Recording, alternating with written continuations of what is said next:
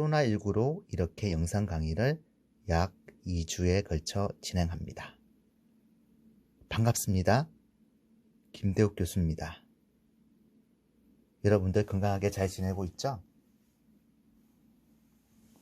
첫 시간은 오리엔테이션 시간으로서 해석학이란 무엇이며 여러분들이 배울 해석학이 실질적으로 어떻게 공부를 하는 게 좋은 방향이며 그리고 그렇게 하기 위해서 개념과 개념 사이의 개념도를 이해하는 시간으로 진행하겠습니다. 또한 2주간 여러분들이 반드시 해야 될 카톡 하브루타 과제를 여러분의 과제로 제시할 것입니다. 그리고 이러한 이제 카톡 하브루타 과제를 여러분들이 하기에 있어서 주의사항들을 이야기를 하고 마치도록 하겠습니다. 여러분들, 해석학이란 뭘까요? 해석학. 실제로 여러분들 1학년 때 배운 과목 중에서 박윤문 교수님하고 배운 과목 중에서 미적분학하고 미적분학 1, 미적분학 2가 있죠. 바로 이 과목들하고 굉장히 연관이 있는데 여러분들이 웬만한 정리들이 해석학에서 똑같이 다루게 될 겁니다. 혹은 약간 개념이 향상된 형태로 가겠죠. 그러면 이 미적분학 1, 미적분학 2는 뭐가 중요했습니까? 여러분들 한번 생각을 해볼까요? 바로 적분하는 게 중요했죠. 말 그대로 미적분학, 미분적분이 중요한 과목이죠. 이거를 다른 관점에서 해석학이라는 과목을 가지고 와서 해석학 1, 해석학 2를 여러분들이 공부하는 겁니다. 그러면 실질적으로 미분을 하고 적분을 하는데 특히 적분이 굉장히 중요한데 유클리드 기하 같은 경우에 예를 들어서 여러분들이 잘 알다시피 삼각형, 사각형 이런 면적들은 밑변 곱하기 높이 나누기 2분의 1 밑변 곱하기 높이 그 밑변 곱하기 높이로 여러분들 이 면적을 쉽게 구할 수 있었어요. 이렇게 됐을 때 결국은 여러분들이 그냥 계산적인 그런 테크니컬한 사항을 가지고 여러분들이 그동안 공부를 하고 그거에 대해서 뭐 고등학교 정도는 계산을 잘한다든지 그렇게 해왔거든요. 근데 만약에 이런 면적들은 어떻게 구할 것인가, 지금 이런 거를 생각해 봐야 될 찬스로 여러분들이 이 해석하는 과목을 배우게 됩니다. 그런데 실질적으로 이 면적을 구하는 방법들은 여러분들이 뭐 적분 계산을 통해서 뭐 계산을 막 하는데 이 적분 자체가 실질적으로 점과 점 사이의 연결 개념들 이런 것들을 여러분들이 잘 파악을 하는 게 급선무겠죠. 그렇게 하기 위해서는 여러분들이 점집합론적인 관점으로 여러분 해석학을 공부를 해야 된다는 거죠. 실제로 이러한 그래프가 있다고 보자고요. 여러분들이 당연히 여기에서 여기까지 정적분, 예를 들어서 0에서 1까지다. 인테그랄 0에서 1까지 정적분으로 이 넓이를 이 함수만 알면 구할 수 있었어요.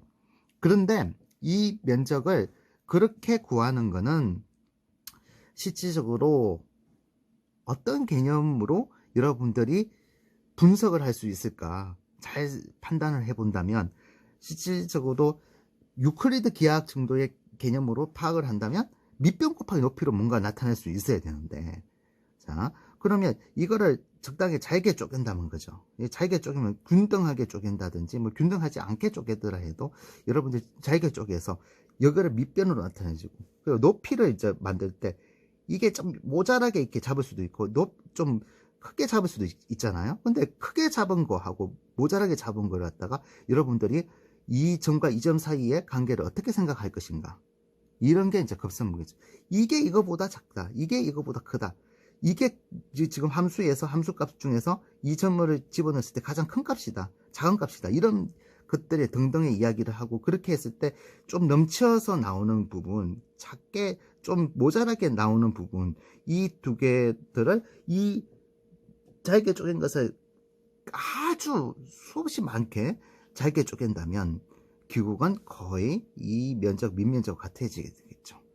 자, 이런 거를 나중에 보다 엄밀하게 리만 적분이라는 것을 가지고 생각을 하는데, 그런 것은 실질적으로 나중에 해석학 2 정도 돼서 이제 공부를 하게 될 거예요. 그래서 목적은 이런 건데, 실질적으로 여러분들이 해석학이라는 과목을 처음 접해봤을 때 어떻게 접근할 것인가, 연속적인 상황들의 점들, 그리고 비연속적인 상황의 점들이 있을 겁니다. 비연속적인 상황들의 점들은 실질적으로 여러분들이 잘 알다시피 점열, 즉 수열 형태로 여러분들이 생각을 할 수 있을 거예요. 자, 그러면 이 수열이란 것은 실질적으로 이 점과 이 점 사이의 관계, 이 점과 이 점 사이의 관계, 이 점과 이 점 사이의 관계를 잘 나타낸 것으로, 즉 일종의 자연수에서 실수로 가는 함수가 되겠죠. 그렇기 때문에 이러한 자연수에서 실수로 가는 함수에 대해서 여러분들이 잘 분석하기 위해서 제일 처음 여러분들이 공부해야 될 내용 중에서 한 개가 체액공리입니다. 그리고 나중에 순서 공리를 공부하게 되겠죠. 그리고 완배성 공리를 공부하게 됩니다. 그리고 이렇게 되면 이제 수열에 대해서 점과 점 사이에 어떤 연산을 줘서 어떻게 되는지를 여러분들이 알 수가 있거든요. 그리고 점과 점 사이의 관계가 어떻게 된 것인지, 어떤 집합 안에 있는 모든 점들이 어떻게 될 것인지, 그건 구체적으로 알 수가 있어요. 그러면 그렇게 되면 이 수열에 대해서 유계성이 발생하는지 비유계성이 발생하는지에 따라서 여러분들이 수렴하는지 수렴하지 않는지, 이 수열이 이걸 판단할 수 있죠. 수렴이 되는지 안 되는지를 따지는 게 굉장히 수학에서는, 특히 해석학에서는 중요합니다. 그래서 이렇게 됐을 때 수열의 유계성에 의해서 이런 것들을 따져보면 단조 수렴 정리라는 것을 생각할 수 있습니다. 구체적인 거는 나중에 여러분들 수업 시간에 할 겁니다. 그러니까 자세한 거는 수업 시간에 하게 된다. 지금은 개념들을 알아서 앞으로 뭐를 공부할 것인지 여러분들이 차근차근 이렇게 알아가는 게 중요하겠죠. 그리고 단조 수렴 정리 다음에 이제 축소 구간 정리, 그리고 부분 수열 같은 개념을 가지고 볼 줄 아는 바이아스트라 정리, 이런 것을 하게 됩니다. 그렇게 해서 이제 수열에 대한 수렴성을 여러분들이 체크할 수가 있을 거고, 그럼 수열은 그렇게 일반적인 수열하고 이거의 이제 수렴성을 생각하는데, 이것뿐만 아니라 일반항 자체를 생각을 했을 때 부분합을 일반항처럼 생각할 수 있는 형태를 여러분들이 본다면, 즉 수열의 합이 어떠한 수열이 만들어진다면 이게 바로 일종의 급수거든요. 급수, 이거의 수렴성. 그래서 이것도 급수도 수열이 될 수 있다. 그러면 이것들의 이제 수렴성이 중요하게 되겠죠.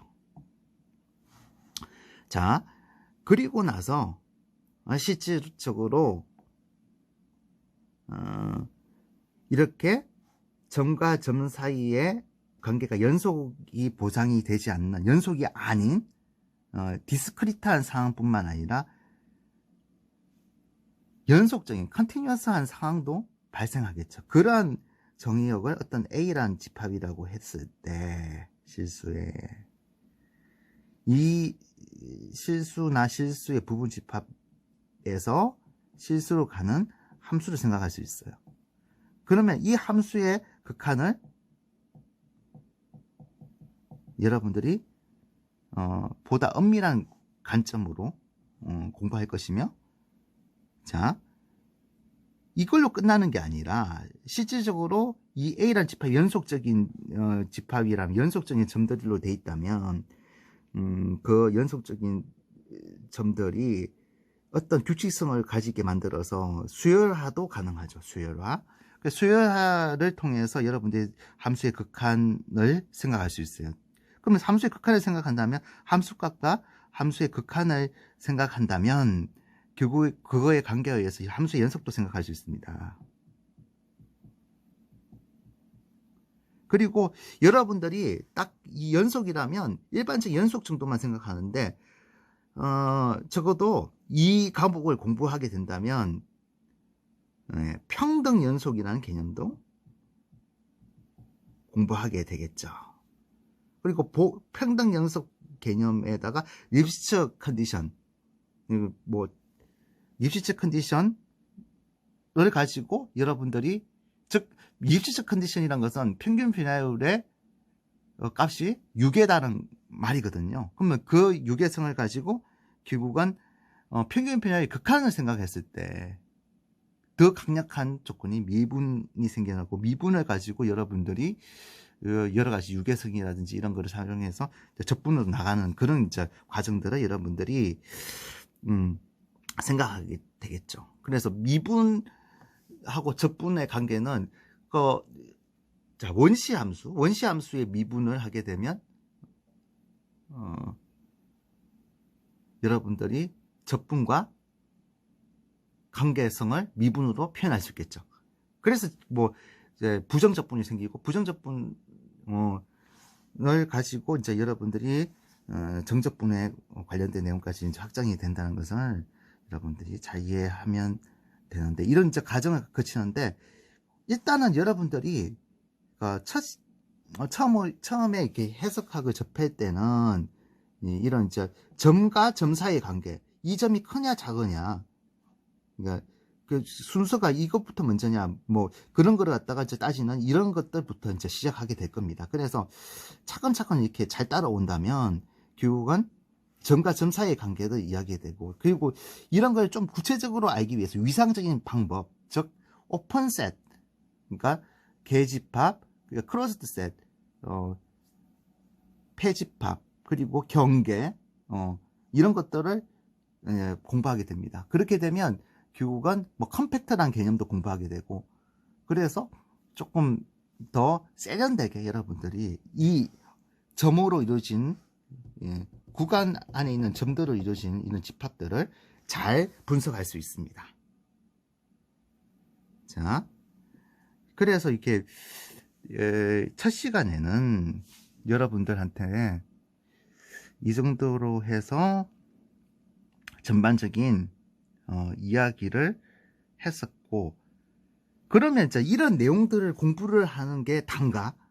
그건 아닙니다. 이 내용을 가지고 정의나 정리, 따름 정리들이 나오게 되겠죠. 그러면 이런 정의, 정리, 따름 정리, 혹은 그 앞에 뭐 공리 같은 게 있으면 공리, 정의를 바탕으로 해서 어떤 정리가 만들어질 거며, 그 정리가 만들어지는 과정들을 여러분들이, 즉 정리를 증명하는 형태의 과정들을 수없이 거치게 될 겁니다. 주로 이 해석학이라는 과목은 증명에서 시작해서 증명은 끝난다. 나를 만나면 증명해서 주로 증명을 하게 될 것이다. 이런 생각을 하게 됩니다. 임용 시험에도 실질적으로 해석학은 증명 위주로 문제가 나옵니다. 물론 이렇게 미적분하고 결합이 돼서 증명을 하고 이거를 뭐 적분값을 구해라 라든지 기타 등등이 될 겁니다. 그리고 임용 시험에서 굉장히 중요한, 그리고 이 해석학에서 꽃이라 할 수 있는, 뭐 해석학 2 정도 돼서 배우게 될 내용 중에서 한 개가 바로 이 수열과 함수의, 일반적인 함수의 합성꼴인 함수열, 그리고 함수와, 일반적인 함수와 급수의 합성꼴, 함수한 급수가 나타나는데, 결국은 임용시험 여러분들이 준비를 하게 된다면 이 함수열이 수렴성이 2개가 있거든요. 2가지. 점별수렴, 평등수렴, 이렇게. 함수한 급수도 그 수렴성이 두 개 있거든요. 전배수렴, 팽단수렴. 그 전배수렴, 팽단수렴에 대한 의미를 정확하게 아는 게 임용시험을 합격하는데 지름길이 될 겁니다. 주로 이게 함수열의 평등수렴성, 전배수렴성, 평등수렴성, 함수한 급수의 전배수렴성, 평등수렴성은 임용시험이 그냥 매년 나온다고 보면 돼요. 그냥 임용 준비를 할 때 이것만 잘해도 실질적으로 합격이다. 특히 이러한 함수열의 평등수렴성, 함수한 급수의 평등수렴성이 왜 중요하냐면 결국은 적분을 하는 데 있어서 적분 안에 있는 함수열이나 함수한 급수가 그 극한이 밖으로 나올 수 있는지, 안과 밖으로 극한이 자유자재로 왔다 갔다 할 수 있는지, 그거에 영향을 주기 때문입니다. 그러면 굉장히, 결국 우리가 해석학이나 미적분학을 하는 목적은 적분을 잘하는 데 있는데, 그거에 대한 도구로서 이게 적절하게 아주 잘 쓰이게 된다는 거죠. 그래서 함수열이나 함수한 급수, 자, 기억을 해 놓으세요. 함수열, 함수한 급수의 전배수, 특히 평등수렴성을 보이는 거는 임용시험에 그냥 단골 손님이다. 여러분들이 반드시 기억해 놓을 수 있도록 합니다. 자, 그렇기 때문에 이러한 것들의 이제 증명을 위해서 여러분들이 뭐를 할 수 있어야 되냐면 증명 방식을 공부를 일단은 체계적으로 할 필요가 있습니다. 근데 증명 방식의 공부는 여러분들이 나와 논리와 집합이라는 과목에서 분명히 했습니다. 여러분들이 기억날지 모르겠는데 증명 방법은 총 3가지가 있습니다. 크게. 첫 번째, 직접 증명 방법. 주로 직접 증명 방법을 합니다. 그리고 간접 증명 방법. 간접 증명 방법이, 그러니까 문제가, 임용 문제가 약간 꼬여진다면 간접 증명 방법으로 풀 수 있는 그렇게 해야지 잘 풀 수 있는 그런 문제가 나옵니다. 그렇게 됐을 때 여러분이 자유자재로 간접 증명 방법을 잘 이해할 수 있다면, 그러면 그런 문제가 나오더라도 당당하게 풀어낼 수 있겠죠. 그리고 마지막으로 수학적 기납법. 수학적 기납법이야 여러분이 나중에 공부하게 될 이산수학 정도를 잘 한다면 결국 자유자재로 수학적 기납법은 여러 연습을 하게 될 거죠. 예를 들어서 여러분들이 논리 관련된 문제로서, 자, 이 문제를 한번 볼까요? 2보다 큰 자연수의 제곱은 4보다 크다. 그러니까 크고 작다. 부등식 관계가 사실 실질적으로 해석학이다 생각하면 돼요. 2가 4보다 작다라든지 2의 제곱이 뭐보다 작다라든지 이런 것들은 결국 여러분들이 이거 아니 당연한데 왜 이런 거를 증명해야 돼? 여러분들이 해석학을 공부하면 이거를 증명할 수 있다. 증명 당연히 할 수 있지. 이 정도가 생각이 됐을 때 해석학을 제대로 공부한 겁니다. 해석학을 이런 걸 봤을 때 이상하다 생각이 들면 결국은 여러분들은 해석학을 제대로 공부하지 않은 거죠. 그래서 2보다 큰 자연수 제곱은 4보다 크다는 것을 논리적 기호를 사용해서 증명하세요. 미리 내가 풀어왔는데 이게 적어서 왔는데 한번 보자고요. PN을 자연수에다가 1이라는 원소를 뺀 거에 모든 원소 n이라고 하고, PN에 대해서 QN을 n제곱이 4보다 크다고 하죠. 이게 아까 전에 문제 이야기죠. 그 PN, QN으로 이렇게 나눈 거죠. P는 Q다, 이런 걸 생각하면 여러분들이 충분히 이해되겠죠. 논리적 집합했다면. 간접 증명 중 기록법 이용해서 PN이 참이라고 가정했을 때 이거 not QN이 참이라고 가정. 그러니까 일단의 가정이 된 PN이 참이라고 했을 때, 결론이 부정했을 때 모순이 일어난 것을 보여주면 결국 이 명제는 P면 Q이라는 명제는 참이 되겠죠. 그거를 보이는 게 결국은 그런 식으로 보이는 게 다 증명 방식입니다. 이렇게 간접 증명 방식 중에서 한 개죠. 그래서 PN이 참일 때 not QN이 참이라고 가정한다면 적당한 n 값인 n제로에 대해서 2보다 큰 n제로 적당하게 존재하지만 n제로의 제곱은 4보다 작게 되죠. 그렇기 때문에 모순입니다. 이 not QN이라고 했어요. 이거 not으로 생각하면 당연히 모순이죠. 이게 딱 봤을 때. 그래서 기록법에 의해서 주어진 명제는 참으로 증명이 되는 거죠. 자, 이제는 마지막으로 오늘 수업의 마지막으로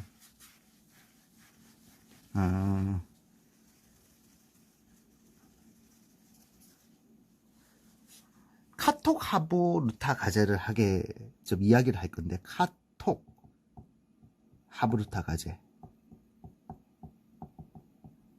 반드시 여러분들 해야 됩니다. 카톡 하부루타 과제란 것은 이게 여러분들이 일단은 임의로 짝을 지으세요. 여러분들 혹시라도 짝이 안 지어지면 저 친구들 모르겠다. 와, 아무도 같이 하기 싫다. 나 혼자만 하고 싶다. 이렇게 된 것도 가능하지만, 일단 되도록이면 채팅방을 만드세요. 단톡이죠, 단톡. 단톡이라 하는 게 낫겠네. 단톡방에서 자, 2명 이상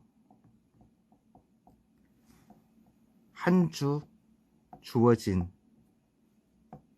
과제에 대해서 토의 후 과제란에, 과제가 떠 있을 겁니다, 여러분들. 과제란에 자, 업로드 뭐를 여러분들 그 단톡방에서 2명 이상 했던 거에 대해서 캡처 부분을 업로드를 해줘야 됩니다. 이거를 해야지 여러분들이 기본적으로 과제에 대한 점수가 부여되니까 반드시 여러분들이 할 수 있도록 합니다. 근데 아는 사람이 없다. 그럼 혼자서 과제를 수행하는 과정에 대해서 카톡을 혼자 자기 스스로 그 카톡을 할 수 있잖아요. 자기한테 카톡을 계속 하세요. 그렇게 해서 뭐 깨달은 부분 뭐이라도 적든가, 아니면 오류 과정, 잘 모르겠다는 과정들을 쭉 카톡으로 적으세요. 그래서 여러분들이 만약에 잘 안 되는 부분이 있다면 모르는 상태로 쭉 흘러가는 과정을 보여주고, 그거를 캡처를 해서 과제란에 올리면 됩니다. 카톡 과제입니다. 카톡 하부루타 과제. 그러니까 될 수 있으면 2명 이상 하면 좋지만, 한 명도 괜찮다. 자기 자신한테 카톡을 하면 돼. 그 부분을 캡처해서 여러분들 제한된 기간 안에 꼭 올려야 됩니다. 반드시 올려야 돼요. 그때 제한된 기간에 안 올리면 감점 처리가 되니까 여러분들 꼭 잊지 말고 올릴 수 있도록 합니다. 예.